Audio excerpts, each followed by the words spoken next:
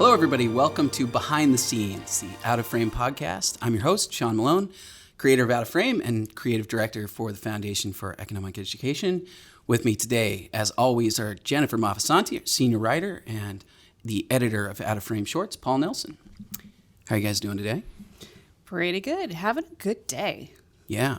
We're about to talk about some fun movies today, too. Yeah, we are. I feel like a lot of times on this series, we've talked some really heavy, super dark movies.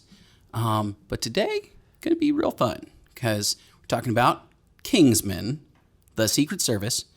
Hopefully, assuming everything still goes according to plan, in line with the release of The Kingsman, which I'm kind of looking forward to. I am super looking forward to that movie. Even though it's a sequel or a prequel, should say, but still, it's a prequel, not a trilogy. Yeah, it's going back in time, I guess, to the first Kingsman. Oh, yeah. So we'll see. I don't know. Interesting. I'm excited about it. But and then in our Patreon bonus section, so those of you who just started listening to this right now, get in on the Patreon train. You can join us for the bonus episode right after this. We're gonna be talking about Bill and Ted's Excellent Adventure because Bill and Ted Face the Music is coming out. So that's all exciting. New movies are coming out. Movies are coming out. I don't know what to do with myself, y'all.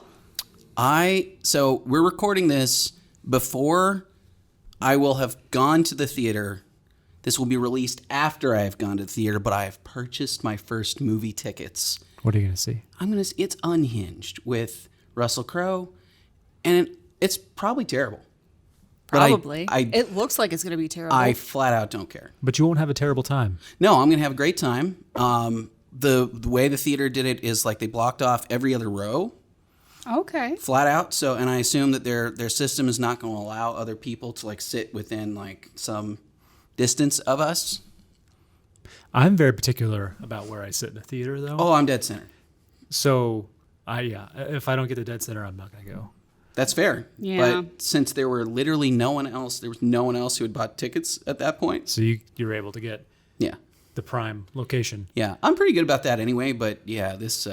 Yeah. We will see how many other people are actually in the theater. When my husband and I go to the movie theater, we plan ahead and we're like, we get the tickets early and we pick our seats before anybody else because Me too. Because we're old. And set in our ways. Old. No, but there's it's the best experience. But it's also better that experience. too. Yeah, I mean, like watching a movie from like way too close to the front, like way off to the side, and also the surround sound is designed a certain way, so like you're not gonna get a very good experience if you sit way too far back. I know people who prefer to sit really far back, and I can't understand it. It's wrong. It's wrong. No, it is objectively wrong. Like the sound is not designed that way. No. So you're going to miss like half the dialogue and you're going to get all the bullets whizzing by, which doesn't make any sense. Like it's really dumb. There's no accounting for taste. Again, I think it's just objectively wrong. I'm not even going to dignify the fact that this is an opinion at this point. I think your taste be... Have you ever come across somebody that likes to sit in the front row? Yes. I've come across one. And I don't understand that. They asked me to go to a movie, and I said, no. Yeah, I don't. I know where you want to sit. I'm not. No. I can't. Like, who hurt you? Why is your neck okay with that? But, yeah, there's a lot of those kinds of things where I just go like, this was designed a certain way. It was designed for an optimum viewing experience. It was designed for an optimum listening experience. And, the reality is it's always first come, first serve, like everything in life. So if you don't get prime position, you're going to be a little bit off. You're going to be a little bit to the side, a little bit front back. But you would think that it would fill out sort of concentrically from that prime region. But some people just jump right into like being way up at the front and wrong. Yeah, I don't know. Anyway, I'm excited about it. Yeah. I will report on the next episode that we record after I have done the experience. Which are you gonna get popcorn? Yeah, the biggest soda you can buy. Prepaid. Already. You're ready done. to go. I'm ready to go. Yeah, I also had points that were like AMC points that have gone unused so it only cost me like $16 for me and my wife for everything. Not bad. For the whole experience. That's a good deal. So I'm ready. And look, Russell Crowe, I've liked you in many things. Please don't let me down with this revenge movie that I'm going to go watch.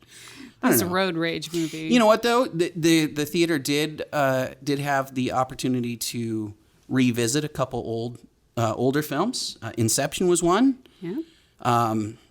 I also saw Empire Strikes Back was an option. It wasn't at the theater that I was going to attend, but I would go out of my way to do that. I would too. Yeah. Yeah. If you see that again, let me know. Yeah. I'd 100% go to that. Yeah, I'm looking forward to it. And we pulled this up on so for patrons, we have a Facebook group called Out of Frame Backlot, where we're trying to generate more of these kinds of conversations. We were talking in that group yesterday, the day before, about whether or not people are excited to come back to the movie theaters. And a lot of people, I guess I'm not that surprised by it, but a lot of people were kind of meh about the whole thing. They were just kind of saying, the movie theater experience wasn't very good, or I never really enjoyed going to movies. It's definitely one of those sectors that needs disrupting. Oh, yeah. Oh, yeah, for sure. There's a lot of room for innovation. I think the only real problem I have with my movie-going experience in general is just sort of the lack of respect from other audience members. Right. And I don't exactly know how you deal with that as a theater. You could do the thing where you take those people out by letting them watch at home. Well, yeah, I think that's the key. Well, so and that's the thing. You could price them out of the experience, right? You could make the theater going experience so expensive that they just go home because it's not worth it to pay $30 or something to just go sit, and look at your phone and text, right? Yeah. But then you miss the benefit of having a lot of people be able to share that experience, right? So I would feel a little bit bad about that because when I was 15, 16 years old, I would have never been able to afford that kind of movie theater experience. And also, you're never going to get that for your big blockbusters, right? Right. But I don't know. I don't know what else you do other than just try to police it a little bit better. Customer focused would be a good place to start. Yeah. And I understand the economics with theaters and Yeah. their pricing for the concessions, but Yeah. look at that. Look at that, for Yeah. sure. And also actually make sure your equipment works. Well, okay, so that's the other thing. I have not had that kind of experience in a long time, but there was a period for sure where we'd have projector issues, sound issues pretty regularly. Yeah. It depends on what theater you go to. But Yeah. our theater's usually pretty good about that kind of stuff. It's not the greatest chairs, not the greatest, concessions experience, whatever, all that kind of stuff. But AMC has definitely focused yes, on that. yeah, I think that's pretty much the biggest chain that's been doing it. I think so. So it's definitely gotten better. Well, then you can, obviously there's places like Alamo, Draft House, and then also we have a couple, so we're in Atlanta, Yeah. and there's a couple places like Movie Tavern Studio Movie Grill. and Studio Movie Grill and stuff like that, which, Not for me. no? No. Why not? I don't want to eat dinner while I'm watching a movie. I enjoy it My sometimes. husband and I, that's our first choice, honestly. Really? These Yeah. days. Because we're not really in a place where we're comfortable taking the kids to the theater with us, They've only very recently gotten on board with the whole movie concept just anyway. Generally. Right. And so also throw in the addition of trying to keep them in their seats and relatively quiet, Yeah. to be respectful of other viewers during the entire duration of the movie. And we're just not about it. So if we're going to go out to a movie, it's going to be like a whole date night experience. But we also are old and we don't want to be out forever. So if we can knock out dinner and movie at the same time, Yeah. and also The complete opposite. I Like, want You want that? We've made events out of some of those kinds of things. So Yeah. we'll go sometimes to the big releases, or we used to, like a lot of the big Marvel releases. We would go to like that kind of a theater. It's a couple reasons. One, because like the right ones do not have like waiters coming in and out during the show, right? So you have a pretty good experience. But also the seating is usually better. Like the viewing experience is usually better. They're smaller theaters. There's a little bit. Again, this is the Alamo Draft House model anyway, right? Where it's like get a nice cocktail. get a drink. drinks. That's different. Well, you get a sip it. You're going to have a drink anyways at a movie theater, Yeah. but like sitting there cutting a piece of salmon, Okay. like Have a hamburger. All right. All right. fine. For those of you Paul, it's not listening, for I just you. I'm gonna eat a hamburger while I'm trying to watch a. Well, it's just not for you, Paul. Yeah, maybe it's that's fine. You know, I wouldn't. Yeah, it's not for me. Just give me a big old. I'll allow this one. This is not an objectively wrong opinion, but I disagree. I enjoy it. I think it's fun. It's a fun experience. But the other thing I realize that we do quite a lot that I actually don't even think about anymore to evade some of the problem experiences, we almost never go at prime time Oh, yeah. theater times anymore. Late at night. So we do matinees. We Yes. do like early matinees. We do late movies sometimes, one or the other, or even sometimes like if it's midweek, we'll do like the 6 p.m. show, which nobody goes to. So stuff like that actually saves me a little bit from having some of the experiences because again, it's almost always like people texting, people on their phone, people like talking through the movie. That's my biggest one. What did they say? Yeah. And you know what? Like, again, I think just general etiquette, if you have to ask a question, like lean over and ask your question, whatever. But like if you're asking a question every 4 minutes, Maybe just pay attention. maybe just pay more attention. Yeah. Yeah. I don't know. Stuff like that just gets weird. And so I get it. I get why people are kind of not into, the theater's return. But I am because I'm, I love movies and I love the whole experience of all of this. And I'd just be sad if it kind of died in that sense. Yeah. Yeah. It's gonna. I think it's gonna. I mean, yeah. It's gonna be different. I It's know. gonna be different for sure. I think it's gonna be a lot different. I don't necessarily think it's gonna die. There's going to be a lot of disruption. There's going to be a lot of creative destruction going on. I mean, look. Something's got to give. This pandemic exposed a lot of really soft spots in their business and experiential models, and it's just got to change. Well, and look. So we have a lot of things that I think were very, very popular in the really the 50s through the 90s, let's say, or even into the 2000s. I mean, that still exist, but are pretty different. Bowling alleys absolutely still exist. Skating rinks still exist.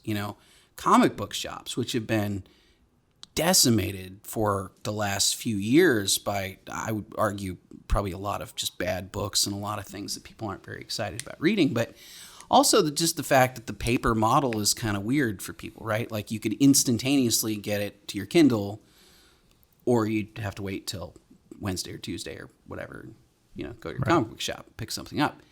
Nobody wants to do that, right? But comic book shops have changed, like the ones that are still in business, assuming post-COVID there are any still in business, are, gaming shops. Now they're mixed. Like they're a place where you can go play D&D or you can go play other kinds of tabletop games or play Risk or whatever. Or arcade games. Or sometimes arcade games.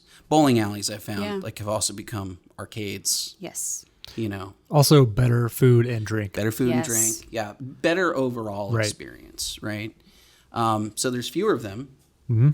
But if you want to go, it's like a family fun center vibe now, which is different.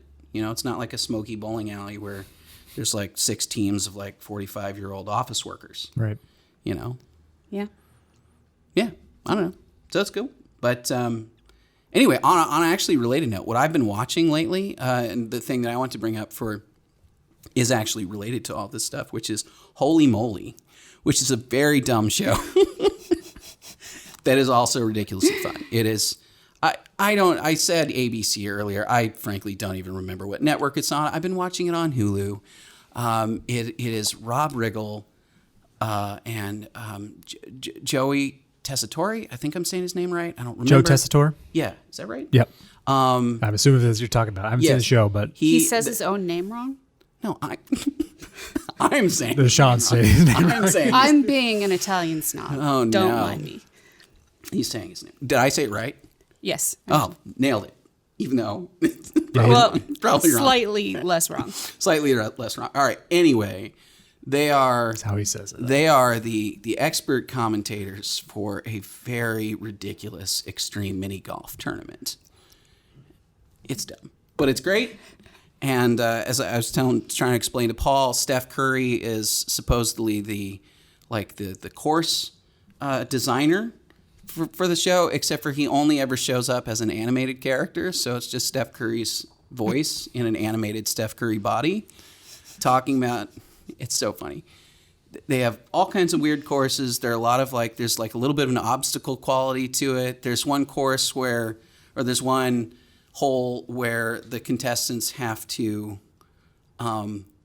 they just get distracted by stuff. So the wall spins around and it's like a marching band behind the wall just blaring something in their face. Or there was one where there was firefighters, like Chippendale's firefighters, where they're spraying the thing with fire extinguisher, which it's got to make it really hard to putt. But so it's just dumb, ridiculous, Fun time. ridiculous stuff.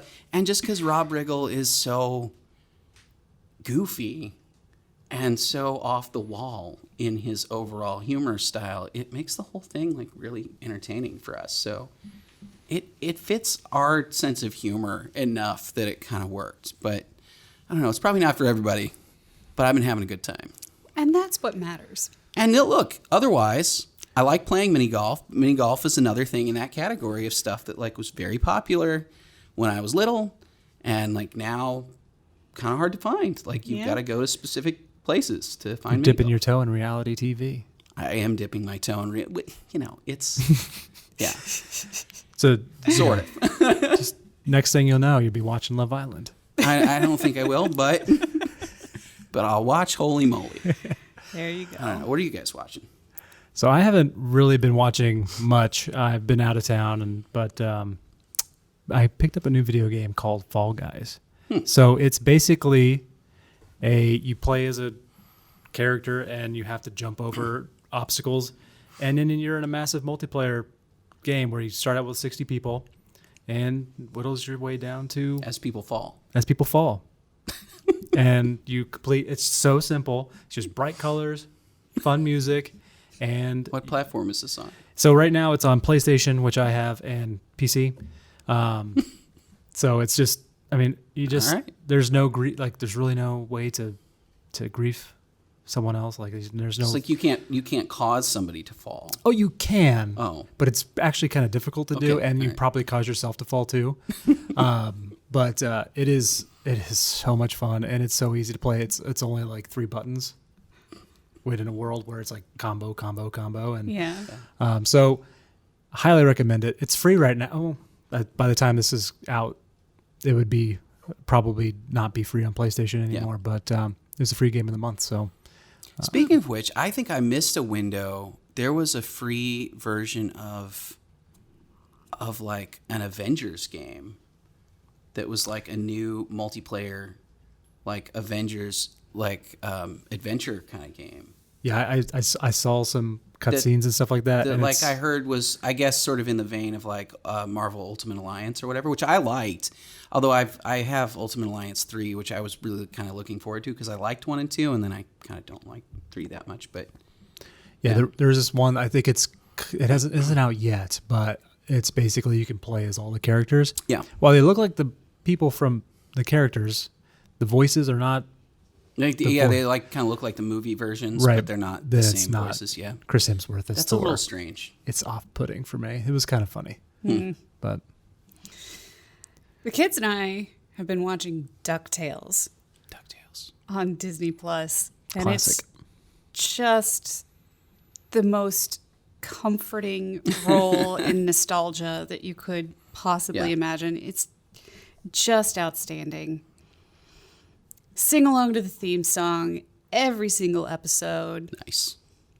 And now the kids are just roaming around the house singing the DuckTales theme song whenever the mood strikes them, which is pretty choice, if I'm being honest. Yeah, right. We were talking about DuckTales right before this, and I brought up Hall & Oates' "You Make My Dreams Come True" because It's the DuckTales theme. It is. It really, really is. And also, Hall & Oates is just, It's fun.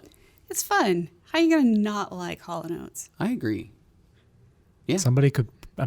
People like sitting in the front row of theater, so probably somebody doesn't. Somebody like it. probably Well, doesn't okay. like Hall & Oates, but They're wrong as well. Probably a mistake. Mm-hmm. But yeah, so we promised we were going to talk about Yes. We got there. another. Honestly, this is probably the most fun movie we've talked about so far. Probably, I'm going to say this is the most like. Yeah, Mr. Jones. Yeah, Right, you're going Just through the going list. through the list. You can go through the list of like horrible World War II movies and like dystopian stuff and Starship Troopers and E.T.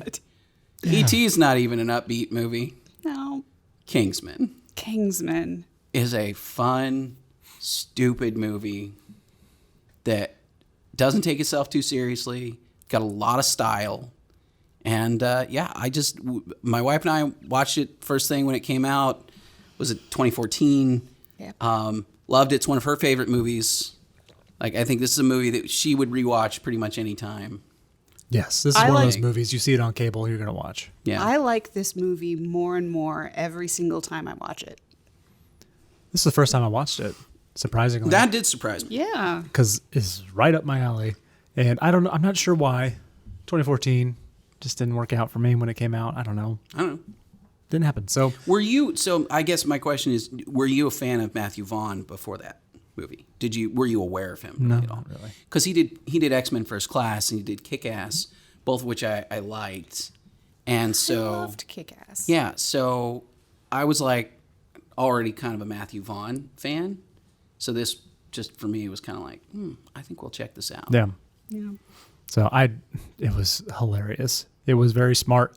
It was dumb, but it was dumb in a smart way, if that makes sense. Yeah, no, Yeah. It makes perfect sense. I mean, again, it is a ludicrously over-the-top movie where many of the things that happen are insane and don't really make any actual sense.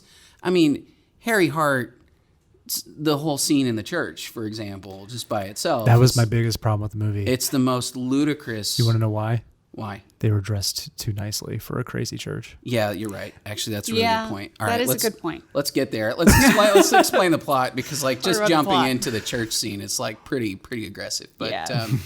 actually, Paul, why don't you explain the plot? This is the first time you saw it. So basically, this is James Bond for the 21st century. Yeah. With our sense of humor. So there's a group of people that were founded, Secret society. secret society that are basically spies that keep our society on the rails, Yeah. basically. And They stop threats to the world. They stop assassinations. stop assassinations. They commit assassinations. That probably, too. You know. Yeah. And then it's this very gentleman club of very posh English Yeah. gentlemen that And ladies. and ladies. That's correct. Yeah. It's so James Bond is a good example, but unlike James Bond, maybe a little bit more like the Avengers, but not the Avengers, like the Avengers, the old British television show, which nobody Yes. really remembers. But Oh. but anyway, a gentleman's like upscale sort of, everybody's wearing suits, and it's a private organization, which Yes. is different than Right. than Double like O, yeah. the MI6 Right. version of it. And so the whole story is basically Samuel L. Jackson plays himself with a lisp. And so his evil plan is to kill everyone because Well, not everyone. Well, No. most everyone except for the rich people. Yeah. Because climate change bad. Yep, climate change is bad, so we're going to have to radically reduce the population. Yes. Which is everyone besides a select group of people Yep. who he chose. I suppose some people would be left standing because his method of removing people is pretty left open to chance here. Yeah. Yeah. I mean, there's going to be some survivors. Some survivors. So But- the plan basically is like he's an Elon Musky kind of tech billionaire kind of guy who has like telecommunications company, or I think that's the majority of it. I'm sure he has other companies, whatever. He's a tech billionaire. And what he creates is some kind of a phone or a new operating system for the phone that, promises everybody free internet, free telephone for life, all this stuff. All you got to do is just download this app onto whatever you've got. And then, but it actually like brainwashes people into becoming violent and like murdering each other, which is a pretty aggressive way of doing what he's trying to do. But also it really does leave a lot up to chance. Like what happens if, I don't know, like people just start burning everything down, or what if only the worst criminals survive? I don't know. Like, it just seems like it's a very chaotic plan. I mean, if you've gotten to this point where you think that Oh, he's a lunatic. an extreme culling of the human population is necessary in order to save the planet, little details like who survives, Not as important. not high on the priority list. No. So for those who are kind of new to Out of Frame or who don't, haven't gone back and watched all of the episodes we've done, one of the more popular episodes is one on Thanos in Avengers, because Thanos has this same basic plan. He thinks the universe is overpopulated and therefore we need to, kill half the population.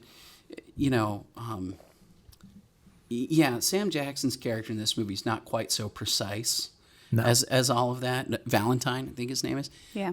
Not quite so precise, but anyway, Thanos, like the Out of Frame episode we did on Thanos, talks about Thomas Malthus, and it talks about a lot of the kind of people who in the middle of the 20th century, and actually much earlier than that too. I mean, overpopulation was a big concern for people going back to the late 1800s, really. Like, people are starting to have that conversation. And then by the 40s and 50s, it becomes this, this major point for a lot of people. Thomas Malthus being the originator of these ideas, but getting into like Paul Ehrlich and a lot of the kind of mid 20th century proponents of what came to be called Malthusianism, right? Yeah. And that's this idea that the planet has this carrying capacity that we're, above the amount of population that the planet can handle, like, people will die or people will starve to death or whatever. And so everybody starts looking at how population is growing, and they're freaking out about it, going, in the 20s and 30s and 40s. And they're saying, well, we're all going to die if we don't do something about this. We have to, implement birth control. We have to start, regulating how long people can live in some cases. A lot of the more totalitarian countries, sort of, the death panels thing we talked about a number of years ago with healthcare reform in the United States. We talked about death panels, but it's a real thing, right? Yeah. There are countries that actually do that because China's one-child policy. All of these things are really good examples of policies that are based on that idea. The problem is none of those things actually accounted for the fact that, as Julian Simon said, human beings are the actual resource, right? Yep. So we talk about running out of resources, but we're actually developing new resources all the time because humans are smart, we're innovative, creative, we're coming up with new ideas. And so, all these Malthusians in the 30s and 40s and 50s did not see the Green Revolution happening. They did not see, like our ability to raise our technological output and make more food and make more, more housing, more clothing, and all that stuff way more efficiently. So now we live in a world where, in spite of the population, more than doubling in over, the last 40, 50 years, we've actually seen global poverty drop considerably to a point where on a numeric basis, not just on a percentage basis, but on a numeric basis, there are fewer people starving to death today than there were in like 1980. Yeah, more calories per capita being produced every year than like ever before in human history, which is... And on a percentage basis, it's an enormous drop. Yeah. Right? Yeah. So that happened because the Malthusians didn't really get that you can, the world's not zero sum. You can create more stuff. And that is Valentine. Yep. Mm-hmm. Valentine doesn't seem to get that. No. So his basically, he's going around to all these rich people to get them on board and power brokers. And once they are, he inserts a chip into the side of their neck. And that's basically what he tells them is to save them from the signal. Yep. When that goes live. So our heroes... Puts them in a bunker. But our heroes basically are learning every step of the way, like who's behind this, what is he doing, and through spy things. Yeah. Ridiculous spycraft. Yes. Right. Spycraft. It's great. Very ridiculous spycraft. It's great. Yeah. Mm-hmm. There's like tweed rompers involved. Like, it's, come on now. You know what they're at the end of the movie, the call back to Ronald Reagan's Star Wars program. Yeah. Saves the day. I'm like, Yeah. yep. Well, that's Pretty good. So Taron Egerton, who's Eggsy, is the actual main character of the story, is like just kind of a dumb kid, sort of a kind of a punk, like a street punk kind of Yeah, kid. just in a bad situation. But his dad was, unbeknownst to him, his dad was a member of Kingsman. Well, he was a candidate. Oh, he's Like, a candidate. He was a He got candidate. to, You're right. like, You're right. The He was final not round, actually a but member. like, Yeah, the final round, he Yeah. died. but then died. Yeah. Quite tragically. So he gets an opportunity to join, and then so most of the movie is like an origin story. I mean, most of the movie is like him training with other candidates and all that kind of stuff. I'm not really sure why, as an organization, they only admit one or whatever. They only have so many names. They have so many names. Knights of Yeah. the Round Table. Knights Yeah, of the so Round this is Table. like all based around like they're all Knights of the Round Table, Arthur, Galahad, Lancelot, all that kind of stuff, which is fun. But Merlin. Merlin, the right? tech guy. So Mark Strong in a departure from Mark Strong, where he doesn't play a bad guy. Yeah, that was the twist for me. I was like, whoa. I know He's not bad. I know you see. We're gonna spoil this. You see Mark Strong in any movie, and my gut just goes, "Oh, he's gonna turn on everybody," and then he doesn't, Right. and you're like, "Oh, Mark Strong's a good guy." What a weird thing. But yeah, he's their tech guy. He's their M or whatever. Mm-hmm. Merlin. So still Works. Q. Q. Q's. M is Well, the, M's the new one. New one? no, M is the, No, the Q's leader. the gadgets guy. Oh, you're right. M is M is the leader. There we go. My bad. Stick with me, Sean. It's been a while since I've gone down the Bond rabbit hole. But yeah. This to me felt more like a James Bond movie than the last. Oh yeah. This actually does feel a lot like earlier James Bond movies. It feels like The good ones. fair. I mean, I think it. So You got the over the top villain. yes, The crazy antics to stop them. yeah. I mean, this is the kind of What's movie. up with this technology? Like it's This is the kind of movie where somebody would point a laser at the moon. yeah. Like that's For sure. or a laser, or build a laser on the moon that shoots people. Frickin' laser. That's right. Friggin' laser. Surprised there weren't sharks somewhere. It was really Yeah, I was trying to think of. What are- I'm trying to think of so Kingsman 2, which we won't talk about here, has some robot dogs in it, which Yeah. is getting close to the sharks with lasers? laser beams. Oh yeah, sharks with laser beams on their eyes. But I don't know. Yeah, it's just I don't even know totally what to say about it. It's dumb, super fun movie yeah. that. It was. There's actually. I felt like there was actually a lot of good commentary on culture. Yeah, I think there's Yeah. that too. It's obviously really the was. environmentalism, Mm-hmm. but also the wage gap, I guess, but also just like the wealth gap and Yep. who do we listen to and tech billionaires having too much control, Yeah. and very subtly too. Yeah. And in Britain, they still have this whole aristocracy Yeah. versus Well, the non-landed people, and it's there's still tension there. So So one it's of the legit. things I really, to that point, one of the things I really like about that movie from sort of a philosophical standpoint is that, so Colin Firth plays this character, Harry Hart, who is he's the mentor, and he's, a longtime agent of Kingsman, one of their probably their best agent, I kind of led to believe. He's Galahad, isn't he? He's Galahad. Yeah. Yes. Yeah. And so Harry talks to Eggsy, and Eggsy is just kind of a punk, right? Like Yeah. he's just Him against the world. it's him against the world. He's grown up, without a dad. His mom, his stepdad is terrible, probably some kind of a low level Gangster, gangster yeah. kind of Yeah. guy. And his buddies are, idiots, and they're all just stealing cars, or they're just, kind of aimless, really. I mean, it's not even that he's bad per se. Like, Nothing else to do. he just has nothing going on in life. So he either just is kind of like a low level, like I say he's stealing cars, but he's stealing cars for troublemaker. fun. Like, it's not even like he's stealing cars to get rich. He's like, he He got in a goes bar for- fight and he goes for somebody's whatever. But For a joyride. yeah, so he's just being kind of a punk. And the thing I really love is that when he first meets Harry Hart, he basically says all that. He says, well, what life could I have ever had? Like, look at where I came from. We're poor. Like, woe is me. Everything is so sad.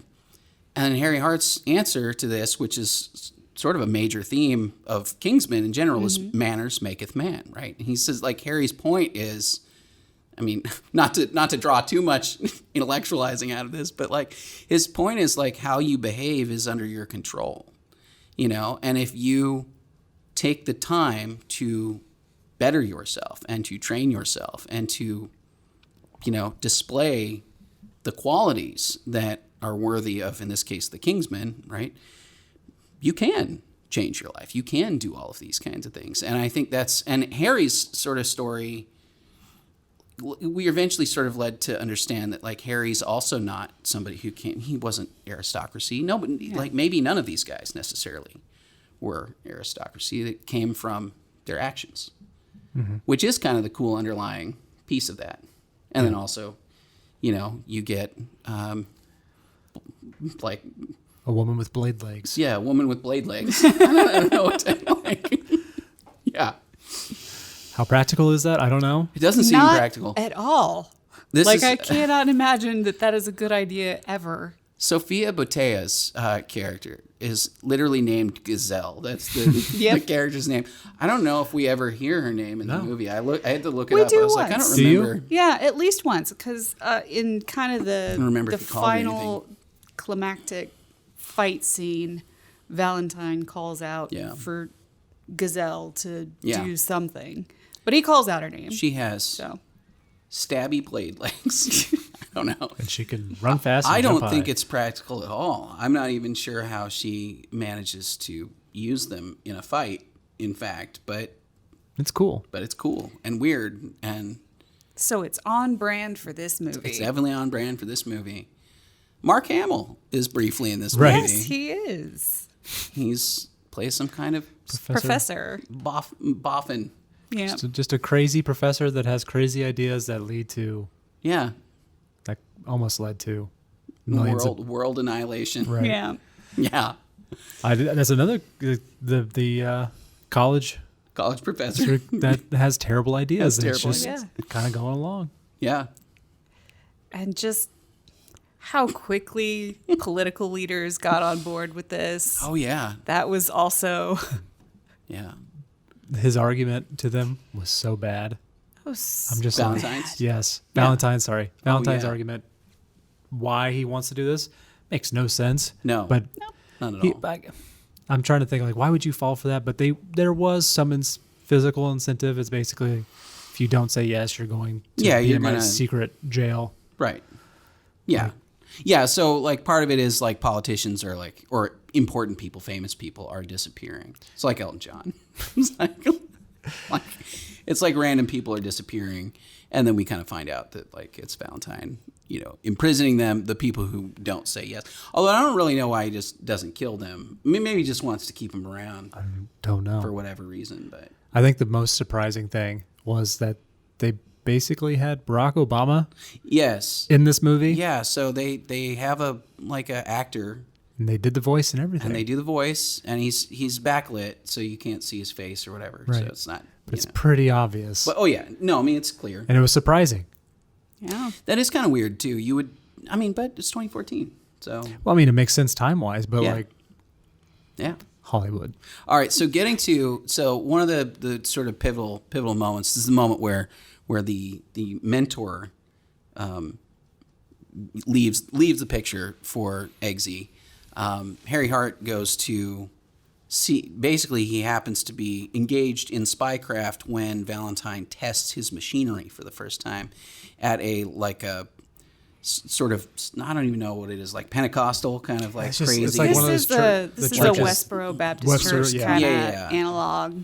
Yeah, a really like either white supremacy kind of church, very like aggressively sort of racist, very fringy, borderline terrorist organizations. I think it's also like in that kind of territory of like snake handlers. You know what I mean? Yeah. Like that kind of thing. That's the Pentecostal thing, I think, right? I don't know. I lose track of denominations, man. There's a lot. I'm pretty sure I'm right about that. But anyway, so he goes, and then he gets caught up in the middle of this. But of course, Harry's not protected from the madness, the ensuing madness either. But Harry, unlike everybody else, has skills. And dispatches everyone. And Oh, it is. man. And it is a bloodbath. It is a bloodbath. It's violent and scary and like just kind of disturbing and very grotesque, but also just incredible kind of one shot like ridiculousness. It's also kind of cool. Like It's pretty cool. from watching it in a movie, it looks really amazing. But This is the other thing too. This movie does not take itself seriously. There's a lot of violence in the movie. yes, There's heads exploding in this movie. yes, But they explode into some weird rainbow cloud. Like Yes. it is not. You can't. fireworks. You can't take the violence of this movie particularly seriously. It is a very violent movie. On the other hand, like none of it is real, and you know it's not real. Like you would feel It a doesn't lot even more, pretend to be real. It doesn't pretend to be real. You would feel a lot more visceral violence from any of the other movies we've talked about. Like So the violence, no. Dunkirk. Yeah, the Way violence worse. is definitely not real. But I would say that this is why the church scene kind of took me out of it. Is that the world is The world is Like- pretty real. pretty real, except like I was saying earlier, like the clothes that the people were wearing, way too nice. Yeah, they're kind of like wearing suits and Like, and kind of preppy clothes. Yeah. And like no person in I did. supposed to be in like Kentucky. Kentucky. I did not see a single denim jumper, and it was that part of like, Little things. yeah. I'll forgive it. Yeah, I mean, It's fine. I mean, outside of yeah. that. but Besides which, Harry's like just going through everybody in that Yeah. scene. That's the thing. Like again, getting back to the Harry character is really for me is like the core of the film. It's Colin Firth's character. I think Yeah. it's really Eggsy's kind of along for the ride to Mm-hmm. a large extent, but it's Colin Firth's character who is the king. He is a Kingsman. Mm-hmm. He's somebody who represents all of the things that the Kingsmen are supposed to be. What we're supposed to what Taron Egerton is supposed to be able to do. Like Harry's the model for all of that. And even by the end of the movie, Eggsy is not a fully fledged Kingsman. He's not really like he is now close. Like he is Yeah. basically like he's one of the only people left at this point. Right. But he's still not. He's like I don't know if this comparison is going to fall flat for people, but he is Luke Skywalker at the end of Star Wars, not at the end of Return of the Jedi, right? Or not at the end of Empire Strikes Back. Empire Strikes Back. Even I don't think he's either. Oh, of those. even I that? think he's still at, No, the, at the he's Star Wars still stage. very I think he's much- somebody who like he is now in this world and he is a hero of this world, but like he really isn't that much of anything yet. And it's not until and so the movie obviously has a sequel. Sequel is tragically not as good. I don't know if you guys have all seen it, but yeah, not as good as the first movie. not but as good. also super over the top and really absurd. Golden Circle, right? Yeah. Yep. Yeah. Which is about, by the way, makes some similarly interesting political commentary about the drug war Yeah, and pharmaceuticals and a whole bunch of stuff in that arena. Just not as good. just not. It's not as good of a movie. It's a little The bit. execution is just not quite Yeah. where Just, the first one was. it's just a little different. But that's when Eggsy is like again, that's like Luke coming back having trained, you know.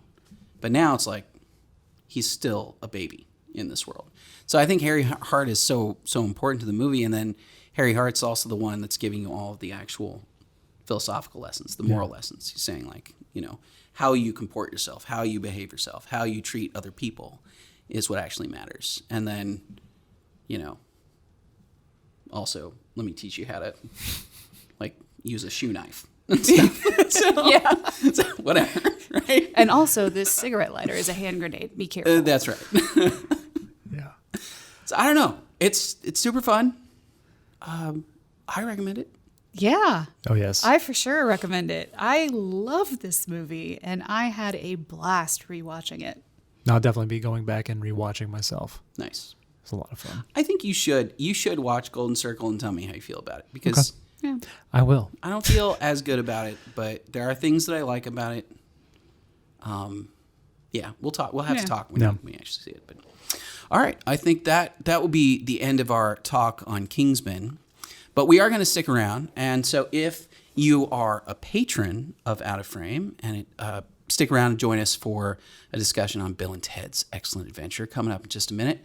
But if you're not a patron, please consider supporting the show. If you're a fan of Out of Frame, if you're a fan of Fee, patreon.com/outoframeshow. Otherwise, check Fee out, fee.org/shows. Check out Out of Frame on YouTube. We have a Twitter account. We have an Instagram account. Fee's got all kinds of social media that you guys can check out. Tons of other content. And in the meantime, thanks for watching.